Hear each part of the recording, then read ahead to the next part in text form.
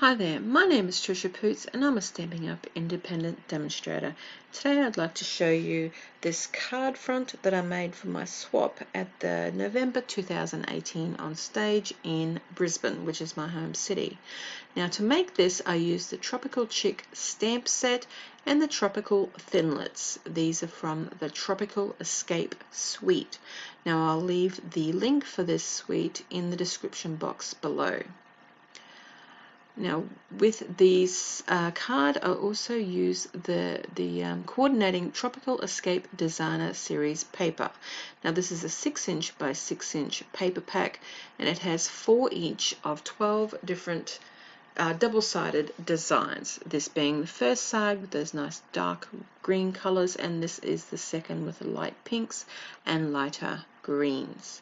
Now to make my card front, I used a piece of Blushing Bride 14 by 5 centimeters by 10 centimeters, a piece of Whisper White 14.1 centimeters by 6.5 centimeters, a piece of the Designer Series paper 14.1 by 4.5, and then a piece of Blushing Bride 14 by 1 centimeter, 0.1 centimeter, sorry, by 1 centimeter. Now you'll also need a scrap piece of Whisper White and some shaded spruce to cut out the fern leaves. Now what I've done as the first step is I've used the Layered Leaves 3D Dynamic Textured Impressions embossing folder to emboss the piece of Whisper White cardstock.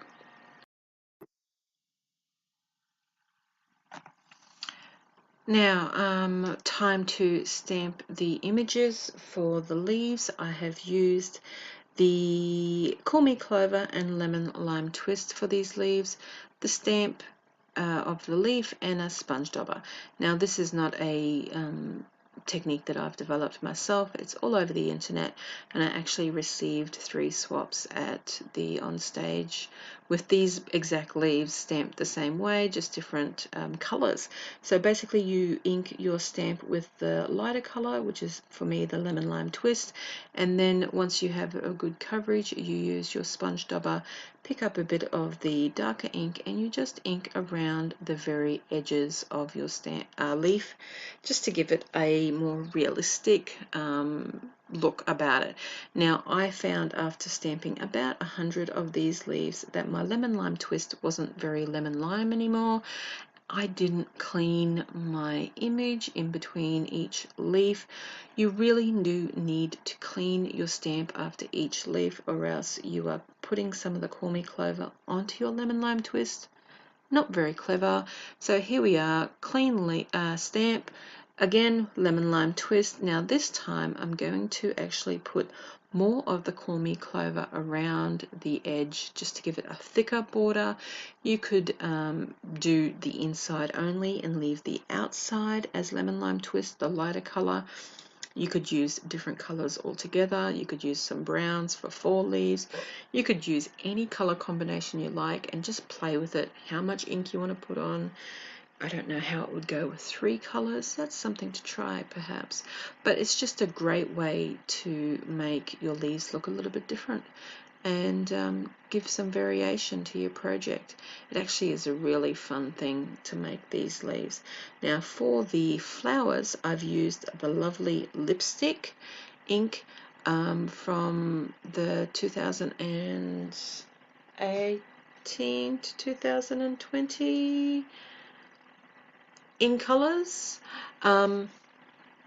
So once you need 2 of these flowers. Now once you have stamped these flowers, you can use the Tropical Thinlits that match the shapes brilliantly, so there's no fussy cutting, and I cut out those images. So because I was trying to get this video done really fast, I had some spares from making my swaps, and they are all done. 2 flowers, 2 leaves, and 2 fern leaves.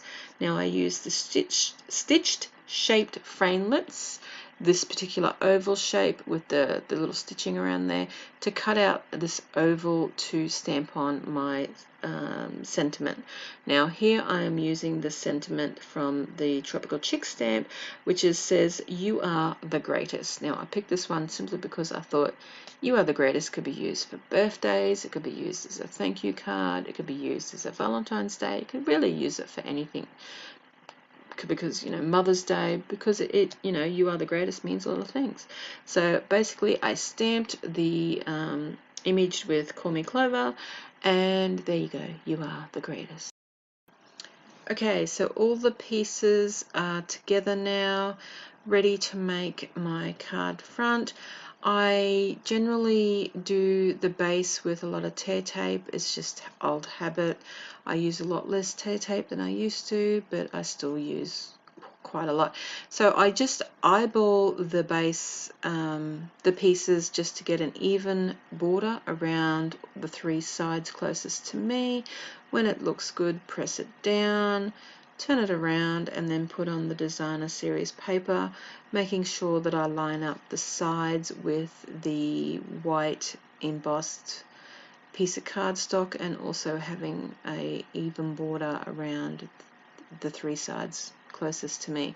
It's actually really hard making cards upside down and trying to get the card within the view of the camera.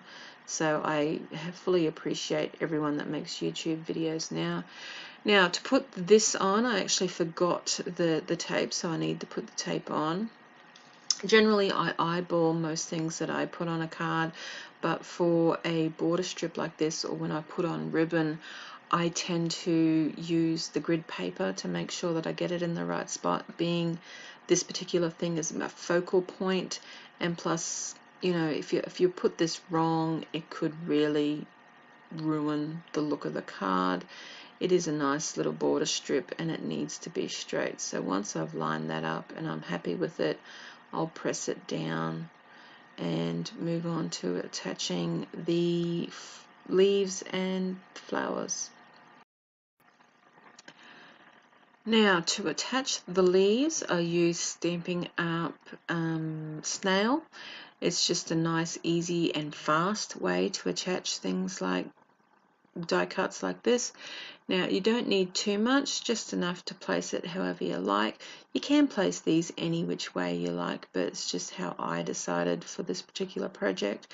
Now again, using the snail, just a little bit to anchor these little fern leaves. I wanted them to stick up from the card. I really like the lumpy bumpy look with having the different dimensions on the card.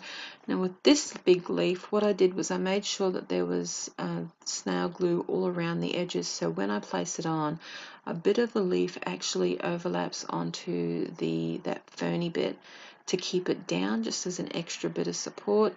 And again, a little bit of snail, anchor the very edge of this fern just to keep it attached. Now I use one of these flowers just to cover over those little ends, just to make it a little bit tidier. I use a dimensional. Again, I love my textured cards, just to you know, cover those little pieces, little ends there. I like the look of that. Now with the greeting, what I did was, again, I used the dimensionals, but when I place this on the card, I try and make sure that one of those dimensionals covers a bit of the fern there, just again as an extra bit of anchoring, just to make sure it doesn't come off, just in case there wasn't enough to hold it down with the snail glue before. And with this, you really need to make sure you get it straight, because it is the greeting and people will notice if a greeting is not straight.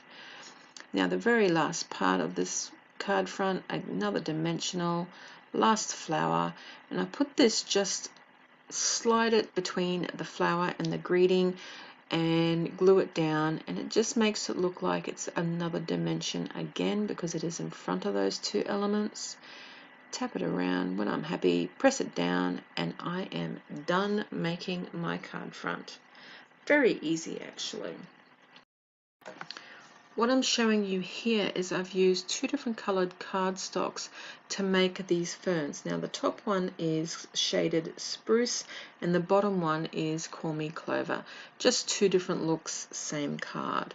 Now in the theme of different looks, here I have cut the designer series paper, horizontal and vertical with the design, just to give it a total different look. Same card, again with the stripes, you can see it more so here. I've cut them different, and I've also used different widths on the piece of Blushing Bride, that's that little band. This one again, different directions of the designer series paper and different size bands. Same card, a little bit of a different look, just how you cut the elements of the card. Just something to spice it up a bit. Here I've just got a piece of A4 cardstock and I'm just briefly showing you how I've cut it. Now when I've actually cut it, we've got 4 rectangles, which are the bases at 14.5 by 10 centimeters, and it gives us these 3 little strips left over. Now these little strips are where I got the strips for the cards from. So with these thicker ones, shorter thicker ones, I just had to cut a little bit off to, you know, for those ones. And for the thinner, longer strip, I used that for the thinner strip on these cards. So there wasn't very much wastage at all by cutting the card this way. Now, very clever, black on black and white, very good of me. So here I'm just showing how I've cut the designer series paper. When you cut this, it gives you the 3 strips of 14.1 by 4.5, and it also gives you those 2 other strips left over. Now those 2 strips left over, normally you would throw them away. I probably threw away a lot of those first thinner ones, but these little fat, thicker ones, I kept a lot of those. Now I had 70 odd cards made for OnStage, so I had a lot of those pieces of paper. Now hopefully just to give you a bit of inspiration to use them, I made this little card where I just cut little V's in the edge there. Use with much love and thanks, which is a beautiful greeting again from the Tropical Chic Stamp Set. A little bit of a basket weave there with that paper, and this last one just rounded the edges slightly, inked her up, and just made, and again, just a little different card. Now if you received one of my swaps from OnStage, you would have either a predominantly green or a predominantly pink. Here I have just mounted the green one onto a Call Me Clover card just to finish it off, and the predominantly pink one on a Blushing Bride card, again just to finish it off, to show you how they would look. I hope you've enjoyed this video. I have certainly learnt a lot, and hopefully you will come back and have a look at my next one. Bye.